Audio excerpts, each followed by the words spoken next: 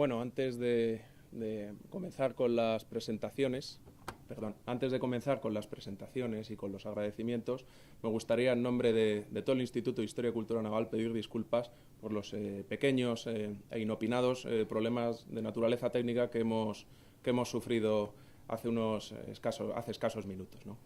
Entonces, bueno, a partir de ahora, pues sed todos muy bienvenidos a esta conferencia sobre la batalla de La Rochela, o La Rochelle, en francés.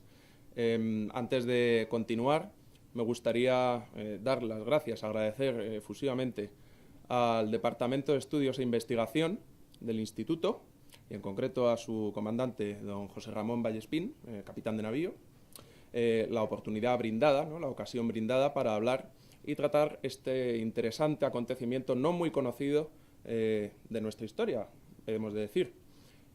Yo soy Jorge Rosales Pulido, soy miembro del Cuerpo Facultativo de Archiveros, del que me honro pertenecer, y estoy destinado en el Cuartel General de la Armada, en concreto en el Departamento de Archivos Navales. Hemos de decir que, aparte de pedir disculpas, debemos especificar que la naturaleza de esta pequeña conferencia, de esta pequeña ponencia, es completamente divulgativa. Entonces, esto nos impondrá tanto una limitación temporal como una limitación de carácter temático. No obstante, sin embargo, todas aquellas consultas, apreciaciones, dudas, ruegos, preguntas, etcétera, de carácter más detallado que tengamos, que deseen hacer, pueden dirigirlas por las vías de contacto habituales a los compañeros de este Instituto de Historia y Cultura Naval, y estaremos encantados de responderos, ¿no? Y sin más dilación, vamos a zarpar por segunda vez hacia la historia.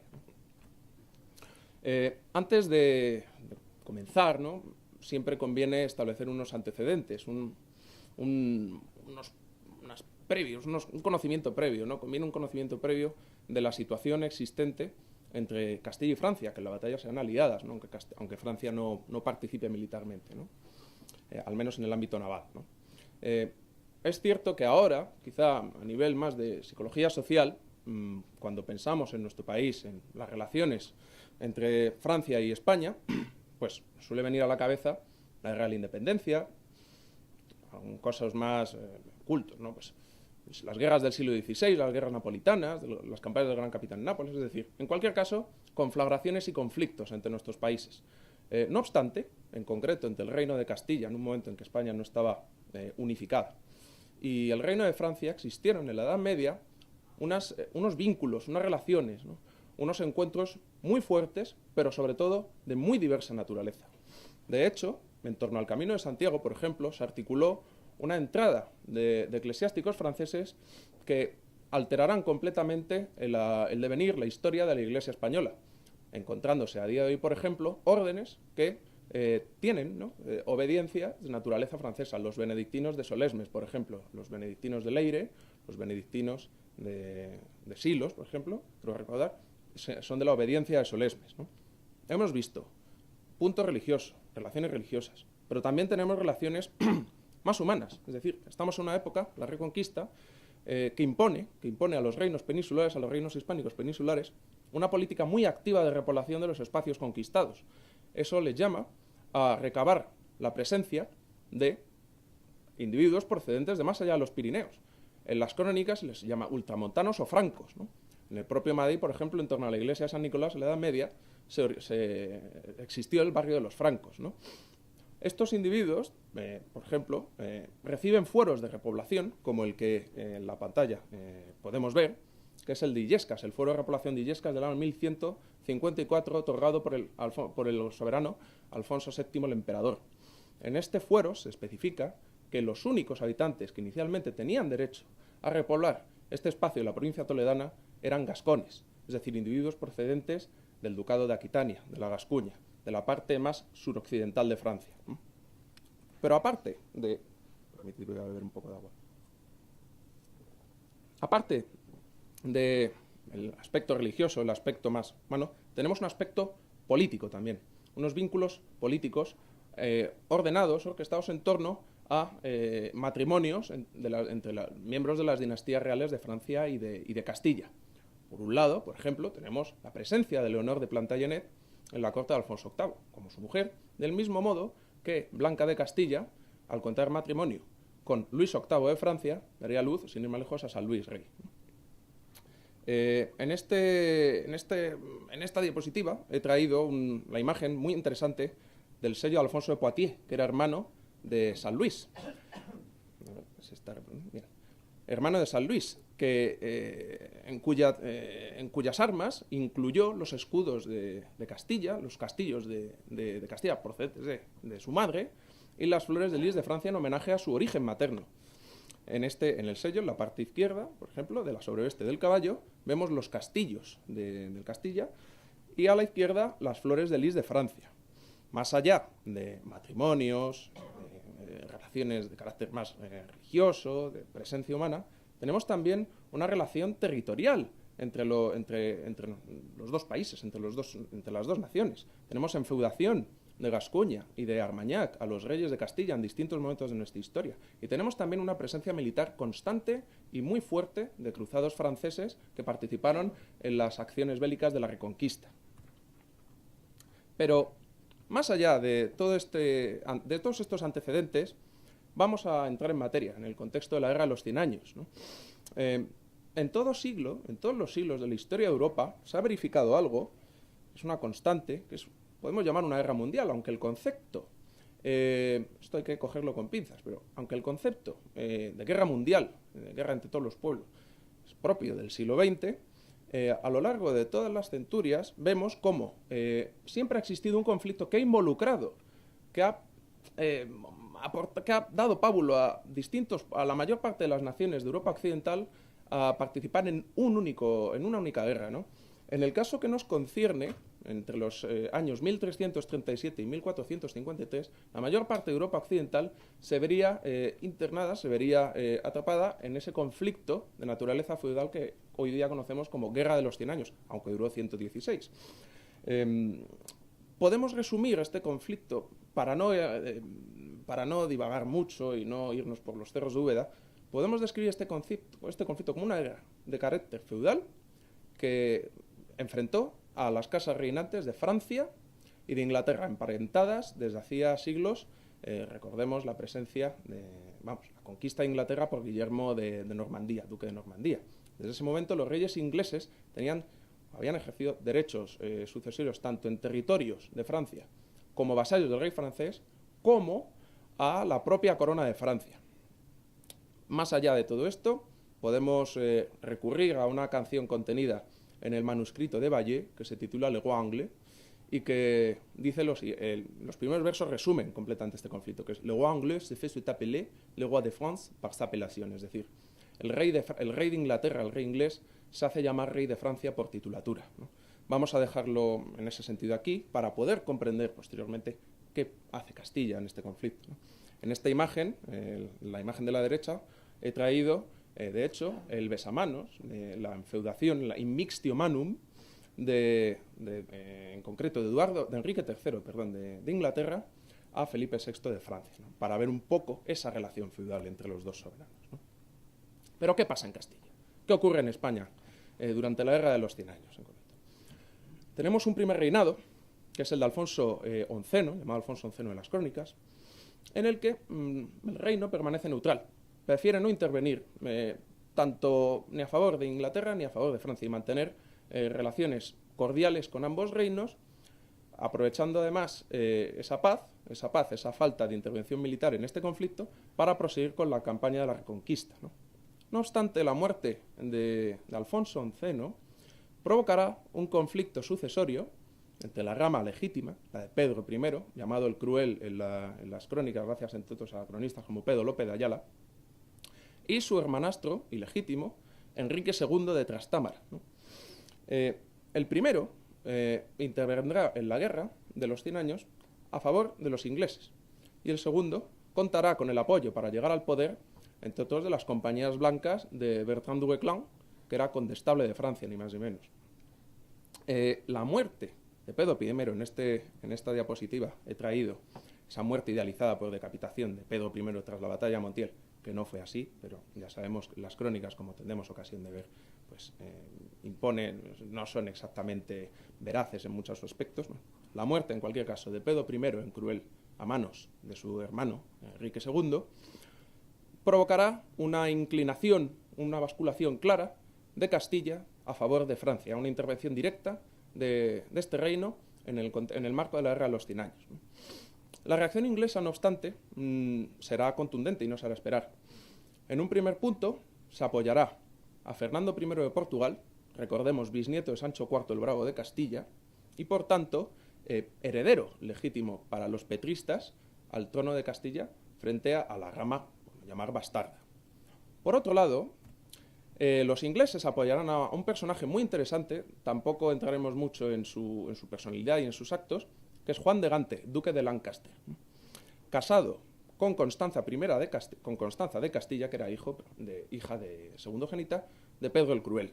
Es decir, reclamó el trono de Castilla, apoyado por los ingleses y los portugueses, iure uxoris, es decir, por derecho de matrimonio.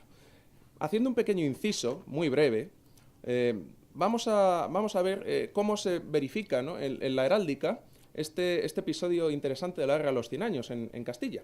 Tenemos el escudo de Juan de Gante, ¿no?, también lo vemos en la sobreveste, en este retrato del siglo XV, creo recordar, sí, del siglo XV. Vemos en campo de honor las armas de Castilla y a la derecha, tenemos las armas del Reino de Inglaterra con la banda del Ducado de Lancaster, ¿no? Es algo muy interesante, muy curioso, que nos daría pie a otros comentarios y a otras disertaciones muy probablemente, pero tendremos que pasar por largo. Simplemente hemos visto cómo se inmiscuye Castilla en este conflicto. Pero, ¿qué hace Enrique II? ¿Cuál es la respuesta de Enrique II de Trastámara? Hemos de tener en cuenta que este rey se hallaba acosado en el oeste por portugueses y petristas, y en el Canal de la Mancha por la actividad de corsarios que interrumpían el lucrativo comercio de la lana. En esta imagen que vemos, procedente de la edición rica, del Códice Rico, del Escorial, que contiene las cantigas de Santa María, vemos no solo el comercio lanero, una escena típica de comercio lanero, como podía haber sido perfectamente en el siglo XIV, sino también la presencia de corsarios ya a esas alturas, en esos momentos en el Canal de la Mancha. De hecho, la cantiga dice claramente corsarios que facían en aquel mar malasat, es decir, corsarios que llevaban a cabo en aquel mar un terrible mal, un gran mal, ¿no? Ahora bien, y ya entrando cada vez más en materia, en términos militares dentro de la batalla, la armada castellana en La Rochela, estaba compuesta por un número oscilante, dependiendo de las crónicas, de entre 16 y 22 galeras. Todas las fuentes, de hecho, coinciden en este aspecto. Tanto Pedro López de Ayala, la crónica de los 4 primeros Valois, la crónica de los Países Bajos, Francia, Inglaterra y Tournai, es decir, todas las crónicas, las grandes crónicas de Francia de Jean de Froissart, todos los textos coinciden en esto. A priori, realmente nos podría sorprender, a los menos entendidos, podría sorprender el hecho de que hubiese galeras en el Atlántico. No obstante, al menos desde el siglo XIII se constata la presencia de estas embarcaciones, sin ir más lejos, en otra miniatura procedente del mismo Códice Rico del Escorial, de la cantiga número 35. Es más, en el propio texto, como vamos a ir leyendo, ya por el mar iban todos a muy gran sabor, hubieron a tan gran bonanza que no podía ser mayor. Estando en aquesto, tuvieron gran pavor, pues vieron bien 6 galeras lanzarse a correr contra ellos. Claramente, de hecho, este es un tipo de galera atlántica que dará la victoria, como tendremos ocasión de ver, a Castilla en la Rochelle. Es más, dejaría de sorprendernos la presencia de este buque si tenemos en consideración que en el propio siglo XVI se construirían galeras en el Virreinato del Perú. Es decir, no solo tendremos presencia de estas embarcaciones en el Atlántico, sino en el Océano Pacífico. En el Océano Pacífico es una cuestión que ha sido muy investigada, está perfectamente documentada, y bueno, no podemos entrar de nuevo más en materia, en lo relativo a este aspecto tan interesante de la construcción naval, pero estamos abiertos a resolver todas las dudas más eruditas que puedan tener ustedes, ¿no? La situación previa al combate. ¿Cuál es la extensión de los territorios ingleses en Francia en virtud del Tratado de Bretigny. No sé si se ve bien, pero los ingleses poseían en Francia casi un tercio, o más de un tercio del territorio. Más de un tercio. Es un tratado suscrito entre Eduardo III de Francia y Juan II. Eduardo III de Inglaterra y Juan II de Francia, ¿no? El hijo del segundo, el hijo de Juan II de Francia, que es Carlos V, el monarca que se encuentra en ese momento en Francia, mientras transcurren los acontecimientos en La Rochelle, trata de recuperar los territorios perdidos. Para ello, a diferencia de otros monarcas anteriores y también posteriores, recordemos la batalla de Agincourt, cambiará de estrategia. Decidirá que el enfrentamiento de grandes ejércitos en campo abierto era pernicioso, sobre todo porque los ejércitos franceses están integrados por mesnadas feudales de caballeros que poco tenían que hacer con unas condiciones climatológicas que solían ser malas y frente a los arqueros ingleses que poseían el longbow, que podía atravesar las armaduras y acabar con grandes masas de caballería. La estrategia de Carlos V pasa por recuperar una a una todas las ciudades con guarniciones inglesas a través de asedios, a ser posible cortos y rápidos, incluso recurriendo al soborno de los capitanes de las mismas. Para ello, Eduardo III enviará al continente a John Hastings, conde de Pembroke, con ni más ni menos que una flota como hasta en ese momento no se había visto desde Inglaterra a Francia, compuesta por 36 naos de gran calado, 12 naves de transporte y un número también oscilante, dependiendo de las crónicas, de entre 3.000 y 8.000 hombres, amén de llevar una cantidad de 12.000 libras de oro para el pago de 3 años de mercenarios en Francia. El primer objetivo de esta gran flota, de la flota de Pembroke, del conde de Pembroke, será La Rochelle. La Rochelle en ese momento, ahora también lo es, era llave de Gascuña, una ciudad que por sus condiciones tanto geográficas como marítimas podía ser inexpugnable. Además, de hecho, se encontraba sitiada por los franceses. Hemos de tener en cuenta que eran territorios ingleses y que rendían pleitesía al rey inglés y le eran fiel en muchos casos. No obstante, esta armada del conde de Pembroke presentaba una desventaja terrible. Bien es cierto que los recursos eran muy pingües y los buques eran poderosos, no obstante eran pesados, eran poco maniobrables y esto, como tendremos ocasión en breve de comprender, provocará el desastre final. Realmente, menos Jean Froissart, todos los cronistas sostienen la inferioridad numérica de los castellanos frente a la flota inglesa en La Rochelle. Pero también es cierto que debemos tener en consideración que la flota castellana tenía 3 ventajas. La primera de ellas es que las galeras castellanas, como hemos podido ver, eran más maniobrables, más ligeras. Podían acercarse con mayor rapidez y huir en caso necesario si las necesidades lo exigían. Por otro lado, también tenían piezas de artillería embarcadas. Es la primera vez en la historia de Europa occidental en que se utilizará piezas de artillería en un combate naval. No es la primera vez en la historia, tenemos ya casos constatados en China, pero sí en Europa occidental. Y, por supuesto, la última y no menos importante ventaja es que al frente de la flota castellana, a diferencia de lo que ocurría con la inglesa, se encontraba ni más ni menos que Ambrosio Bocanegra, un hombre forjado en la mar, de origen genovés, como muchos otros genoveses que repoblaron Castilla, por ejemplo, Sevilla, los barrios de Sevilla, de Almería, genoveses, y que tenía realmente más agua salada en las venas que sangre. Era hijo, a su vez, de Egidio Bocanegra, que por su parte había sido almirante de Castilla con Alfonso X, e incluso era sobrino de Simone Bocanegra, que había sido el primer dogo de la República de Génova. Recordemos, una de las potencias marítimas del Mediterráneo en aquellos tiempos. La suerte estaba echada. El día 21 de junio del año del Señor de 1372 se produce el primer avistamiento entre ambas flotas. En una zona de La Rochelle, de la bahía de La Rochelle, que se denomina Pertuis d'Antioche. Perdónenme la pronunciación, mi francés no es exactamente bueno, pero el Pertuis d'Antioche, ¿no? Que es esta bahía, ¿no? Entre las islas de Oléron y de Ré. Aquí se producirá el primer avistamiento de las dos flotas.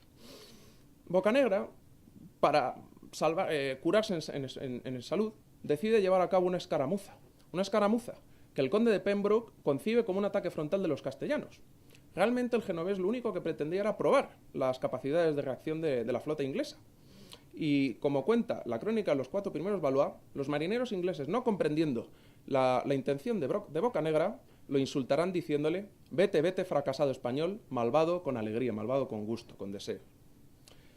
No obstante, Bocanegra había obtenido lo que buscaba, que era confirmar el hecho de que las naos inglesas se movían con una lentitud pasmosa, una lentitud que podía ser aprovechada para, como bien expone a sus oficiales, hacer encallar los buques ingleses en los abundantes bancos de arena que podemos ver en la imagen, con el objeto de rodear esas embarcaciones y asaltarlas con mucha mayor facilidad, utilizando la ventaja de la ligereza de las galeras castellanas. Toda esta información está contenida, aparte en concreto, en la crónica Los 4 primeros Valois. El día 23 de junio, cuando ya se ha producido un cambio climático que favorece la presencia de una baja mar en toda la bahía, se produce el primer movimiento. Habiendo picado el anzuelo de Bocanegra, las naos inglesas quedan atrapadas en grandes bancos de arena, de los que no pueden salir debido a su excesivo peso de carga, a su excesivo tonelaje. Debemos tener en cuenta que en estas naos no iban solo las dotaciones básicas para un combate naval, sino también armas, pertrechos, animales, todo tipo de bastimentos. Es decir, el peso debía ser terrible. Y, en un momento dado, se convierten en castillos no flotantes, sino literalmente estáticos, completamente estáticos. Esta circunstancia favorece el segundo movimiento de Bocanegra. Las galeras castellanas rodean la flota inglesa y, a distancia de abordaje, llevan a cabo las primeras operaciones. Un momento en el que se comienza una terrible matanza, ¿no? Debemos situarnos en el momento, ¿no? Los caballeros ingleses iban armados hasta los dientes esperando desembarcar, porque no era una flota de combate naval, era una flota de transporte realmente, con una situación de ignorancia, de inoperancia, ¿no? Debía ser, hay que situarse, ¿no? Sería interesante, ¿no? El tercer movimiento también es claro y generará, por supuesto, el caos en la flota inglesa. A distancia de abordaje, los castellanos disparan sus bombardas, culebrinas, ribadoquines y otras piezas de artillería, lanzando igualmente una incesante nube de saetas, dirigiendo igualmente brulotes, una de las primeras ocasiones de la historia de Europa Occidental que se utilizan barcos incendiados, y bombas incendiarias. El caos es tremendo, ¿eh? Estamos hablando de un combate que duró escasas horas. El cuarto movimiento del combate realmente fue una audacia de Bocanegra. En un momento en que la zona, el área en que se encontraban las galeras de Pembroke no había ardido todavía, el genovés con 6 galeras se lanza, embiste con sus galeras las naos de Pembroke y las toma por asalto, capturando no solo al almirante inglés, sino a todo lo que podemos llamar Estado Mayor, ¿no? El quinto movimiento consiste en el fin de la batalla, marca el fin de la batalla, que es la toma por asalto de las naves que no habían ardido por las tropas castellanas. Estamos hablando de escasas horas. Pero, en términos más cuantitativos, ¿cuáles fueron las pérdidas inglesas en La Rochelle? En términos numéricos. Estamos hablando, según cuenta la crónica de los Países Bajos, de 800 muertos, más de 2.200 prisioneros. Tenemos que tener en consideración que podrían ser más en caso de que los efectivos fuesen mayores, entre los que se cuentan 400 notables del Reino de Inglaterra. Aparte de Pembroke, el propio mariscal de Inglaterra, Richard d'Anglès, fue capturado, y 70 caballeros de espuelas doradas, tal y como relata la crónica de los Países Bajos y la de Pedro López de Ayala. Amén de esto, tenemos una pérdida pecuniaria clara, que son las 12.000 libras de oro. 3 años de mercenarios perdidos en el mar, o en manos de Castilla, que es peor. Y, por supuesto, toda la flota. Estamos hablando de 48 embarcaciones. Pero, más allá de Francia, por supuesto, ¿quién fue el primer beneficiario de esta batalla, ¿no? Enrique II. Fue el propio monarca. Hay que tener en cuenta que todos estos prisioneros ingleses, sobre todo los de mayor talla, los más principales, valían su peso en oro. Se producían rescates, intercambio de prisioneros con rescates. Eso suponía una recaudación bastante importante. Todos estos prisioneros, que son conducidos a Santander y luego marchan desde esta ciudad a Burgos para rendir sus armas ceremonialmente al rey de Castilla, fueron intercambiados por Enrique II con Beltrán du Guesclin, en castellano, Bertrand du Guesclin, para para que la corona recobrase diversos señoríos bastante extensos e importantes que, tras la guerra entre Pedro el Cruel y Enrique de Trastámara, había cedido el segundo por su apoyo al condestable de Francia, al bretón. Entre otras ciudades, Soria, Almazán y Atienza, entre otros muchos espacios, ¿no? Más allá de todo esto, también se consigue el restablecimiento del comercio lanero, del tráfico lanero, que ya no contará con ningún obstáculo, ya no contará con ningún óbice, lo cual redundará económicamente también en el enriquecimiento de la Hermandad de las Cuatro Villas, del señorío de Vizcaya y, por supuesto, también, aparte del concejo de la Mesta, de ciudades como Burgos, que verán creados incluso consulados del mar muy potentes en el siglo XV y XVI. He querido traeros simplemente una talla muy interesante, quizás no tenga mucho que ver con la batalla concretamente, pero es bastante interesante, ¿no? Y refleja mucho la personalidad de Enrique II. Este es un fragmento de la Virgen de Tobet, que se encuentra en el Museo del Prado. En ella se representa a Enrique II como rey de Castilla. Aquí tenemos la cimera real y la corona real de Castilla abierta. Lo curioso de todo es que esta tabla se terminó en 1362 aproximadamente. Estamos hablando entre 1359 y 1362, en un momento en que ni siquiera había sido proclamado por sus partidarios rey de Castilla. Estamos hablando de que la proclamación se produce en 1366. Es decir, es como, podría ser algo similar a que si pintasen a cualquiera de nosotros como rey de España, sin tener mayor oportunidad de ceñir jamás la corona. En este caso, todavía ni siquiera se había presentado y aún así fue retratado como rey de Castilla. Este era el rey que consiguió precisamente, con sus movimientos, la victoria de la Rochelle y el que la hizo posible. ¿Por qué decimos que fue una victoria que marcó una época? Realmente hay que entender el contexto. La capacidad de ofensiva inglesa en Francia se había visto completamente aniquilada, se había visto anulada. Por otro lado, si bien en la Guerra de los 100 años la mayor parte de las batallas, de los enfrentamientos directos se llevan a cabo en Francia, tras la derrota inglesa en La Rochelle, la guerra llegará al sur de la isla, al sur de Gran Bretaña. De hecho, tenemos la presencia de importantes corsarios castellanos que llegan a remontar el Támesis y a atacar las cercanías de Londres. Hay dos casos muy importantes, muy señeros, que son el de Fernando Sánchez de Tobar y el de Pero Niño, conde de Buelna. Recomiendo, por ser una lectura preciosa, una lectura deliciosa, la crónica de Gutiérrez Díez de Gámez, el Victorial, que narra precisamente las aventuras del corsario castellano Pero Niño, entre otros espacios, en el sur de Inglaterra, remontando el río que en las crónicas de Castilla se denomina Artemisa y que es el Támesis.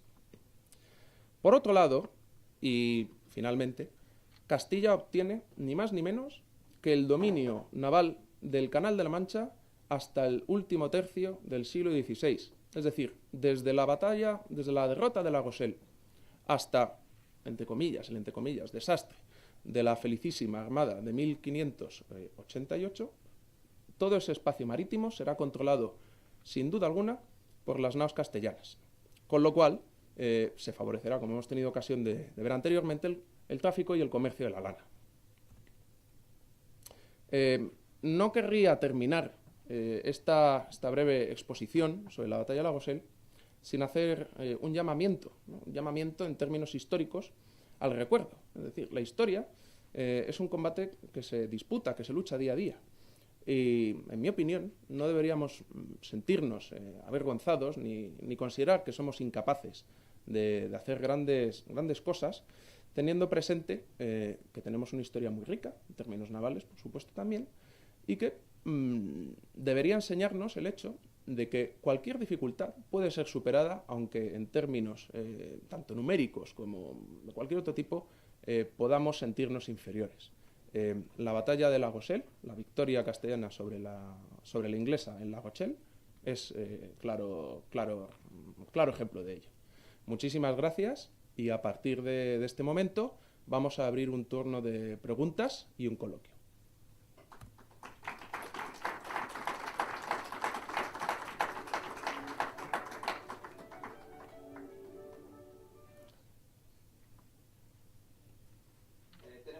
primera pregunta en internet, aunque no está del todo clara, pero creo que el señor Antonio Román Rodríguez del Pino dice literalmente: me interesa la datación de lo que se considera la primera aparición de la artillería embarcada española en esta batalla.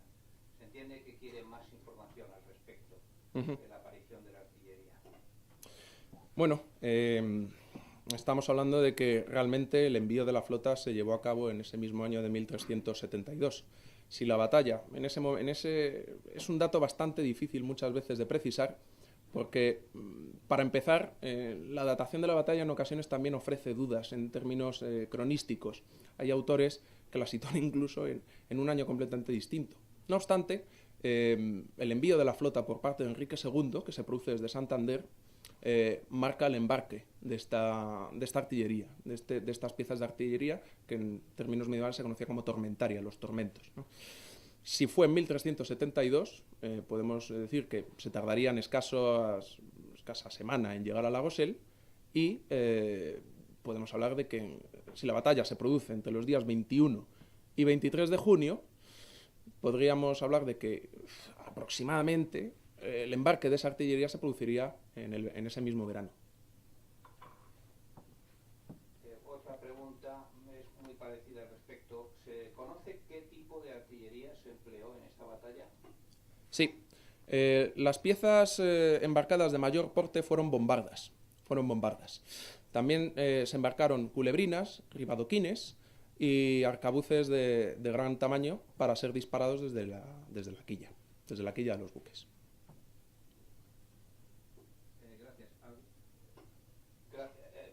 Las siguientes preguntas repítelas porque no se escucha en internet cuando las haga yo. ¿Alguien del público desea hacer alguna pregunta?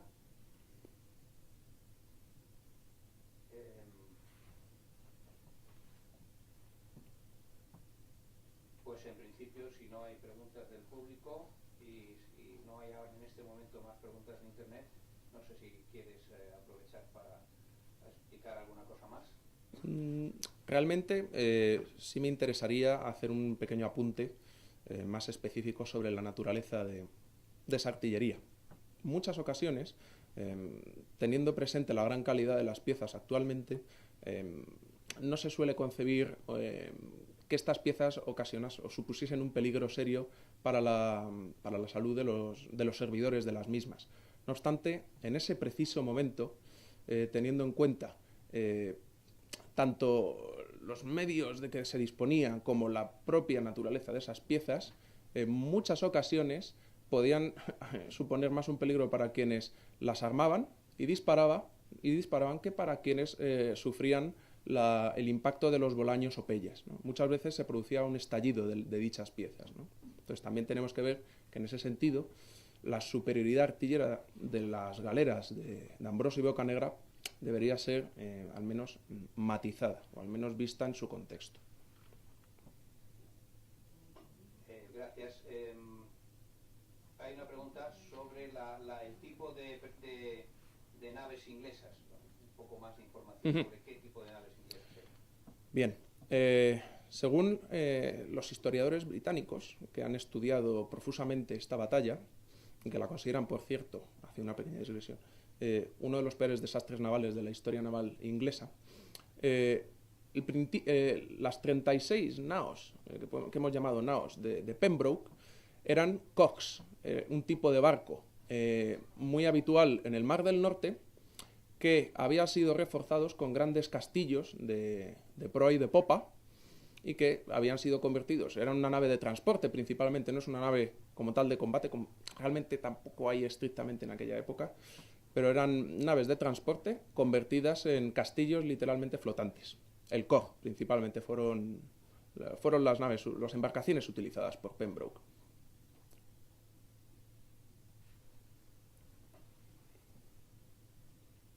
Bien, pues agradeciéndoles a todos la presencia y el interés mostrado en este interesante aspecto de la historia naval de Castilla y de Inglaterra, pues me gustaría despedirme de todos vosotros, quedando, por supuesto, a vuestra total disposición para cualquier apunte más académico o cualquier ampliación que deseen hacer. Muchísimas gracias.